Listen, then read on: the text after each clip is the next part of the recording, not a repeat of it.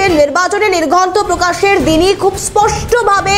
জাতীয় নির্বাচন কমিশনের তরফ থেকে বলে দেওয়া হয়েছিল যে কোনো রকম অভিযোগ বা প্রশাসনিক স্তরে কোনো রকম কোনো গাফিলতি খামতি তারা নির্বাচনের ক্ষেত্রে রাখতে নারাজ। সেক্ষেত্রেই যে কড়া পদক্ষেপ কমিশনের তরফ থেকে এই মুহূর্তে নেওয়া হলো। ইন্দ্রাণী,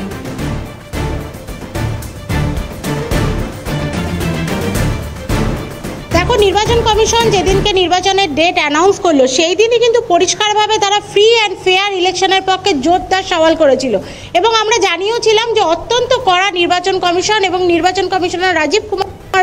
যে কোনো অর্থে অবাধ ও শান্তিপূর্ণ নির্বাচন, রক্তপাতহীন নির্বাচন করতে বদ্ধপরিকর তারা। এবং সেই জায়গা থেকেই আজকে কিন্তু আমরা দেখতে পাচ্ছি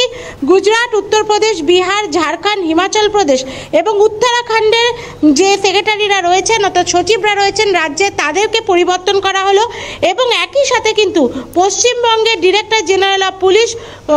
রাজীব কুমারকেও সরিয়ে দেওয়া, তার সেই পদ থেকে সরিয়ে দেওয়ার নির্দেশ দেওয়া হলো।